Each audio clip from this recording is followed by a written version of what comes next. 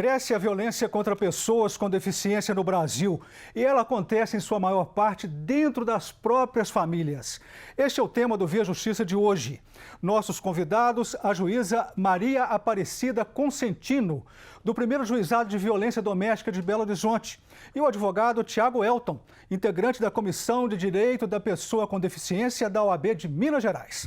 Numa parceria da TV Assembleia com a Amages, a Associação dos Magistrados Mineiros, o Via Justiça está começando.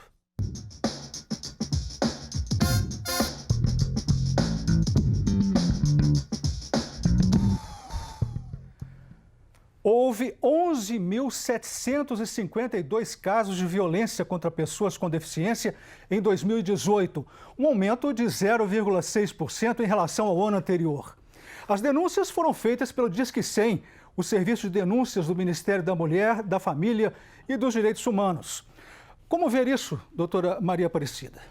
Infelizmente, isso é uma triste realidade, né, do nosso país, acho que da sociedade por um todo. Acho que a questão da vulnerabilidade, né, do ser humano.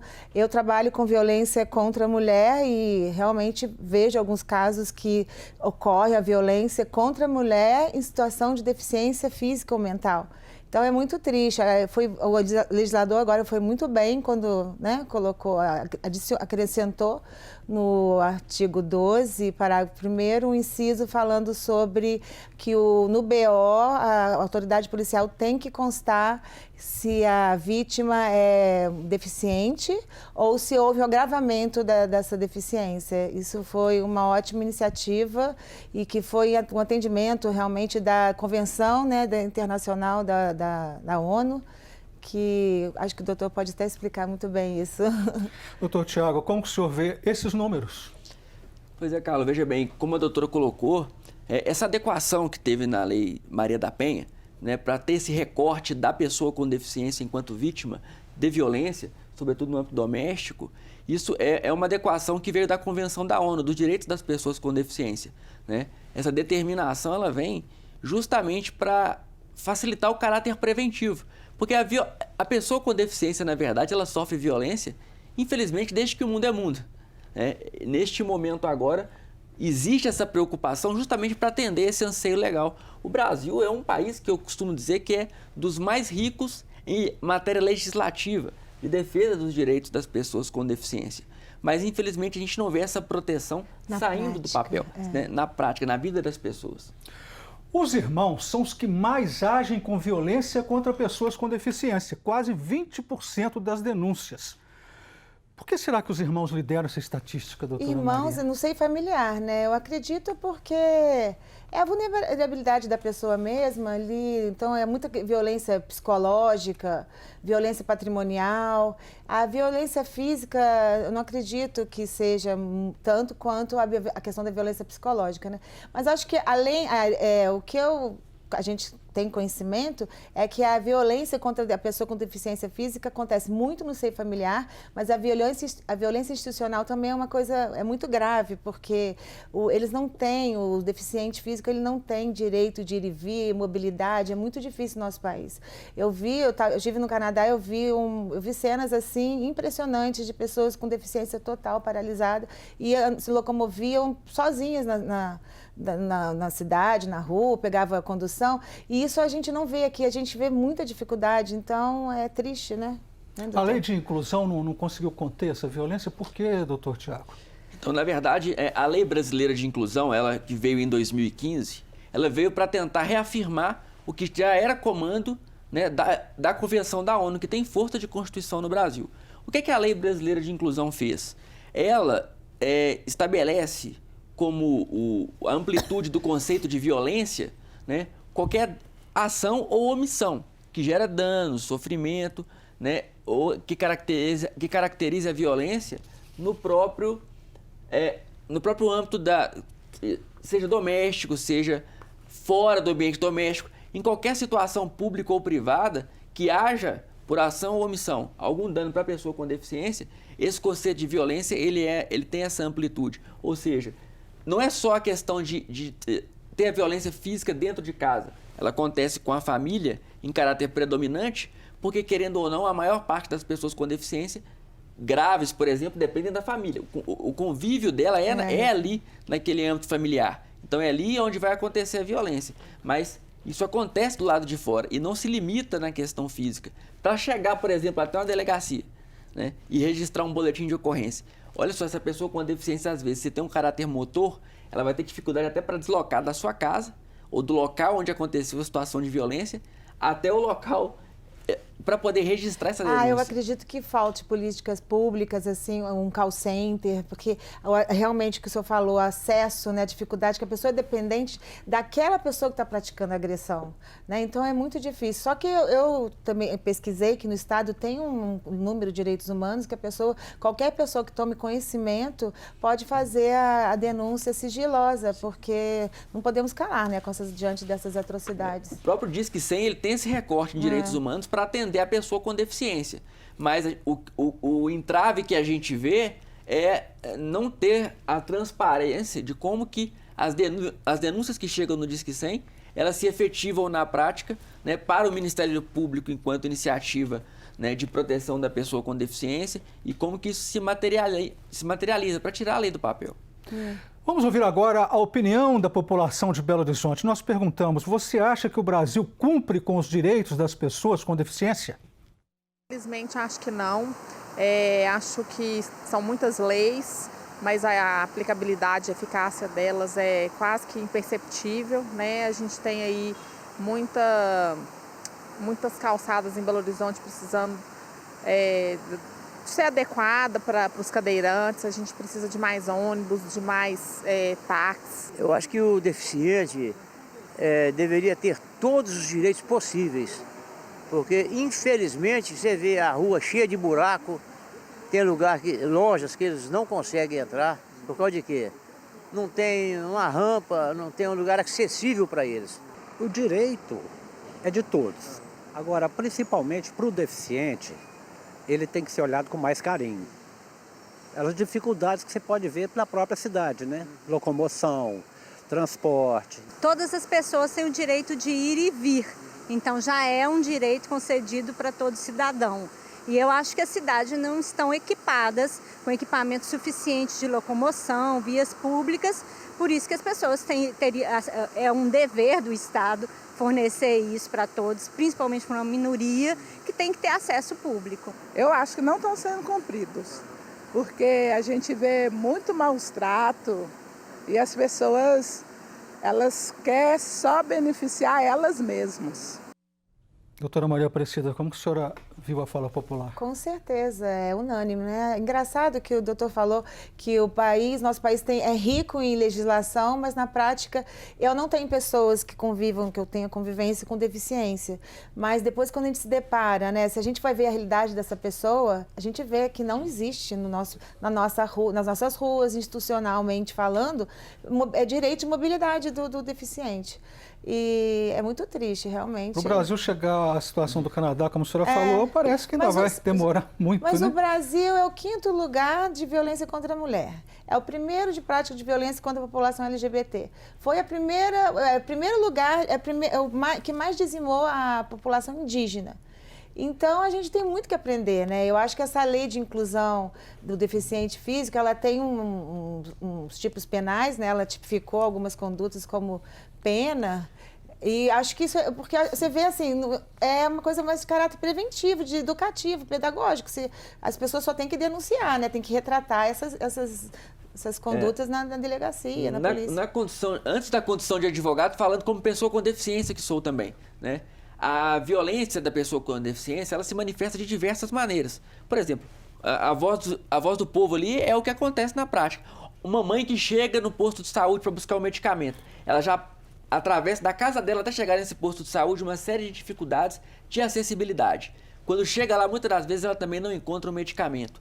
A família que tenta matricular uma criança com deficiência em uma escola e tem a matrícula dela negada, né? Porque de repente vai ter que contratar um profissional de apoio para atender aquela criança, vai ser um gasto maior e a instituição privada nega essa matrícula. Todas essas situações são situações de violência contra a pessoa com deficiência e que vêm sendo combatidas pela Lei Brasileira de Inclusão. No próximo bloco a gente fala sobre os outros tipos de violência contra os deficientes. O Via Justiça faz agora um rápido intervalo e voltamos em instantes.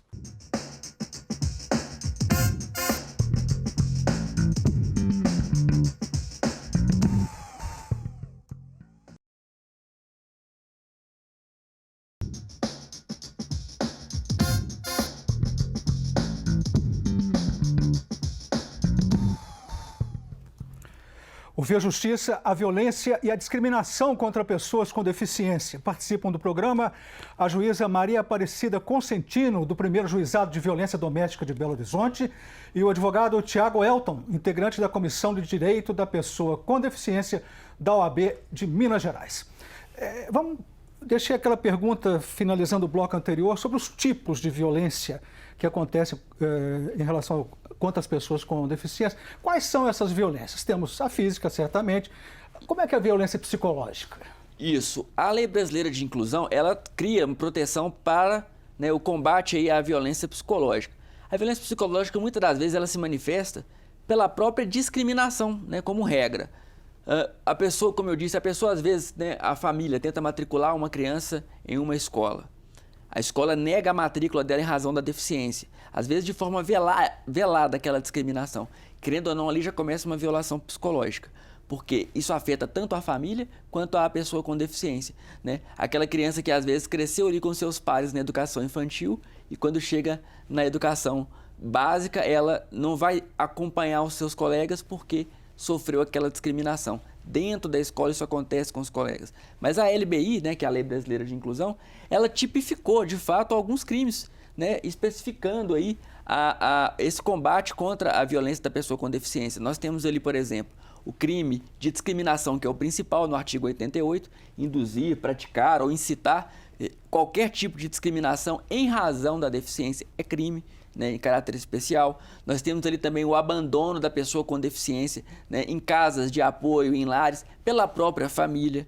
Temos ali também o crime de, né, quando acontece a retenção do cartão de crédito ou do cartão de benefício, dos próprios documentos das pessoas com deficiência. Essa então, seria a violência financeira, né? Violência financeira, um combate à violência financeira, que o meu modo de ver é a que mais acontece, né, e a que mais às vezes está escondida aí, porque às vezes a pessoa com deficiência, ela sempre tem alguém que sabe a senha do cartão de banco. É uma relação de confiança, né? Geralmente são as pessoas que dão confiança, como a gente já falou do seio familiar. Esses crimes acontecem como acontece com a violência doméstica com a mulher.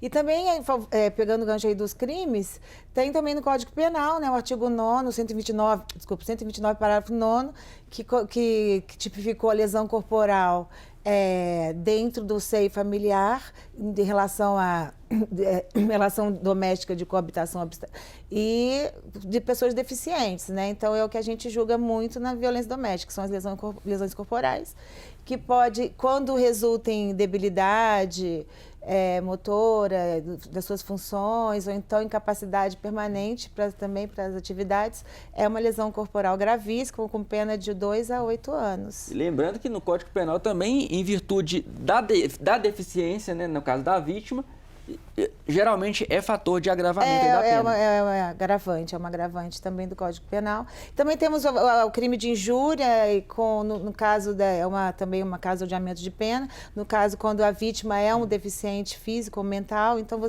como ele falou, a discriminação, injuriar uma pessoa, humilhar, né? Mas é difícil apurar esses crimes? Como que é a responsabilização dos agressores?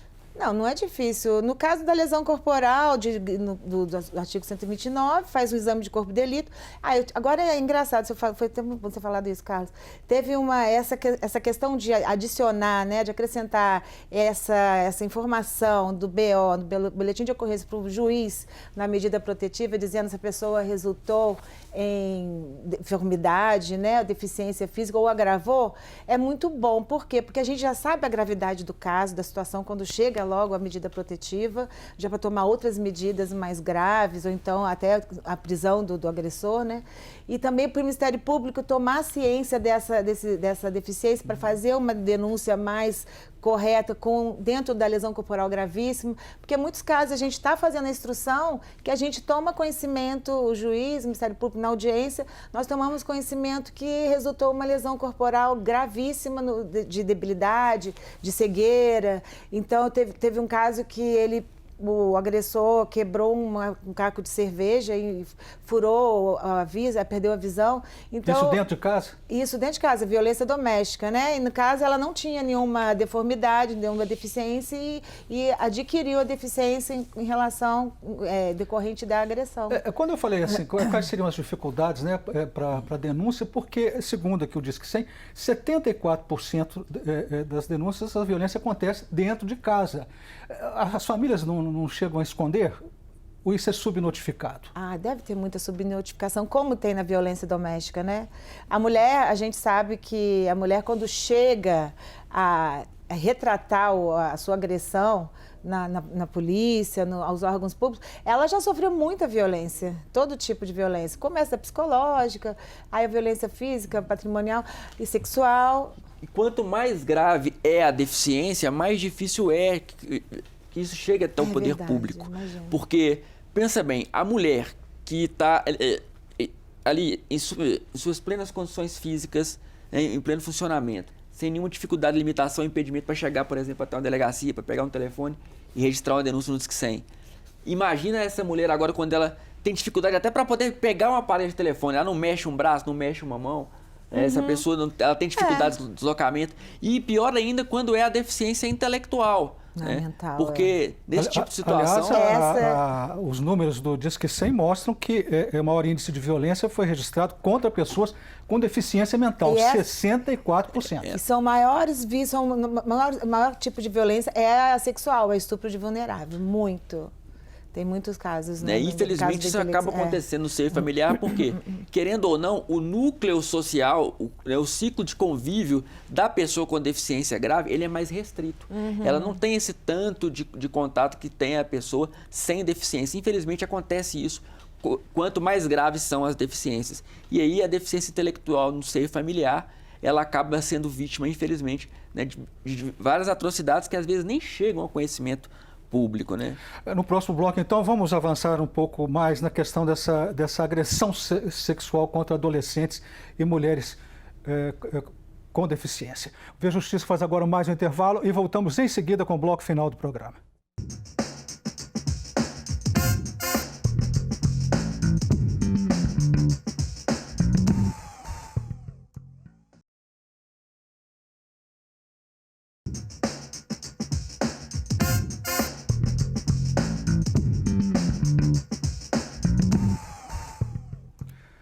O Via Justiça e o aumento da violência contra pessoas com deficiência no Brasil. Participando do programa, a juíza Maria Aparecida Consentino, do primeiro Juizado de Violência Doméstica de Belo Horizonte, e o advogado Tiago Elton, integrante da Comissão de Direito da Pessoa com Deficiência da OAB de Minas Gerais. Deixamos uma deixa no bloco anterior, né, sobre agressão sexual. E eu tenho aqui informações, doutora Maria Aparecida, de que pessoas com deficiência intelectual são 7 vezes mais atacadas sexualmente do que pessoas sem deficiência. Esse estudo é do Departamento de Justiça americano, confirmado por um estudo da ONU. Por que as pessoas com deficiência intelectual são mais vulneráveis? Olha, eu não sei o porquê, só sei que eu julgo, tenho vários processos de estupro de vulnerável que são também de crianças e são pedofilia, né, e deficiência também, mulheres com deficiência mental dentro do seio familiar, praticado por tios, padrastos, pai. E eu não sei o que passa na mente do ser humano, que eu não sou psicóloga, mas eu acho que falta muita compaixão, né? Porque falta respeito. E os dados que eu tenho aqui no Brasil dizem o seguinte, doutor Tiago, a violência sexual contra deficientes atinge 10% do total de casos de estupro, ou seja, em cada 10 casos de estupro, no geral, um é de pessoa com deficiência. Isso são dados que chegam, né? Fora os dados que não chegam. A pessoa com deficiência intelectual ou deficiência mental grave, severa, são pessoas que, de regra, elas não têm condições de relatar o que está acontecendo com elas, né? São pessoas que estão num caráter de vulnerabilidade muito maior e que, por isso, precisam de proteção especial do Estado, né? Esses dados, agora nós temos ele. Então, através dessas informações é que tem que ser construída uma política de combate e de prevenção, né? A ordem de prevenção já existe, é uma determinação da própria ONU, né? O que teve agora nessa adequação da Lei Maria da Penha, para ter essa observação de recorte do gênero e tipo de deficiência na hora da denúncia, na hora de registrar o boletim de ocorrência, nada mais é do que uma adequação à norma internacional. Então isso tem que ser feito para combater. Pensa, por exemplo, uma mulher surda que precisa registrar ali uma situação de tentativa de estupro, por exemplo. Ela chega até a delegacia, desesperada, numa situação de sofrimento ali, até psicológico que ela passou naquela situação, tentando relatar em libras naquela delegacia onde não tem sequer um intérprete para atendê-la. Realmente difícil, né? é difícil a situação. Doutora Maria Aparecida e doutor Tiago, veja que o Atlas da Violência, né, desenvolvido pelo IPEA, olha que coisa dramática, indica que as violências costumam ser reincidentes, no caso da violência sexual, né? Das 649 pessoas com deficiência mental estupradas, 275 foram violentadas mais de uma vez. E eu pergunto para a senhora, por que o abusador se sente à vontade para repetir? São crimes praticados na clandestinidade. Então, a pessoa tem uma relação de confiança e de medo, né, de hierarquia, então fica no temor, né? E no caso da pessoa com violência, com deficiência intelectual, não consegue nem se expressar, então acho que deve ser mais difícil ainda. A gente tem das crianças que, quando elas tomam conhecimento da sua, né, tomam uma fase adulta, começam a ver que aquilo não era afeto, sim, era erótico, era sexual, e a criança começa a ver isso com 13 anos, aí ela vai relatar situações que ela sofreu violência desde 8 anos de idade, 7, geralmente essa idade que começa a violência contra menor, então o estupro de vulnerável. Agora, a pessoa com deficiência mental, intelectual, eu fico imaginando, né, quando ela vai tomar consciência de que ela está sendo vítima de uma violência. E vale lembrar que aqui a gente está tratando da repercussão criminal, né? E saindo um pouco aí da questão da violência sexual, são vários os tipos de violência, nós já tratamos, que a pessoa com deficiência sofre, né? E esses diversos casos, eles também repercutem na esfera civil, né? Hoje, a violência financeira contra a pessoa com deficiência, né? A violência que acontece também lá no mercado de trabalho, na hora de incluir o profissional com deficiência. Quer dizer, a discriminação também é uma violência. Onde acontece a discriminação, sem dúvida, ela é violência. A própria Lei Brasileira de Inclusão, ela fala claramente, ação ou omissão que gere violência física ou psicológica à pessoa com deficiência é violência. Então, se acontece a discriminação, seja no trabalho, seja na educação, seja na saúde, seja dentro de casa, fora de casa, não importa onde, isso vai repercutir, seja criminalmente ou seja na esfera civil, através de danos morais, né, através aí, né, de todas essas repercussões que possam incidir juridicamente para garantir a proteção da pessoa com deficiência. Bullying também, né? Não, isso é bullying, com certeza, né? Agora, é importante mesmo a população tomar consciência dessa ação, né, dessa medida de provocar o judiciário, porque, como o senhor falou, né, tem várias decisões, não é a minha área mais, mas eu fui juíza de vara civil, o judiciário é realmente bem atento a essa questão e há condenações na jurisprudência já de violência por dano moral, então a pessoa não pode ficar... A própria Lei Brasileira de Inclusão é uma lei nova, relativamente nova para o direito. É de 2015. Ela é de 2015 e entrou em vigor em 2016. Então, muito embora a gente não veja muita coisa saindo do papel de forma automática, quando acionado o Poder Judiciário, a Lei Brasileira de Inclusão ela tem um importante papel, né, de fundamentação nas decisões. Considerações finais, 30 segundos para cada um. A senhora, doutora Maria Aparecida. O Brasil é um país que 24% da população é deficiente físico, então eu acho que a gente tem que não olhar o deficiente com piedade, mas sim com empatia e saber se colocar no lugar do outro, e a pessoa que é vítima desse tipo de violência não se cale, que a pessoa que vê reporta isso à delegacia e não podemos nos calar com essa situação. Isso, a pessoa com deficiência ela tem que ser vista como parte ativa da sociedade, né? Então é muito importante que nós, cidadãos, independentemente de deficiência, reconheçamos isso, né? Saibamos que a pessoa com deficiência ela tem o seu lugar. Então ela merece sim a proteção do Estado e tem que ser ouvida sempre que necessário. Muito obrigado ao senhor, muito obrigado à senhora pelas participações. O Via Justiça de hoje termina aqui. Nós conversamos com a juíza Maria Aparecida Consentino e com o advogado Tiago Elton. Fale conosco pelo e-mail viajustiça@mages.com.br. E até o nosso próximo encontro.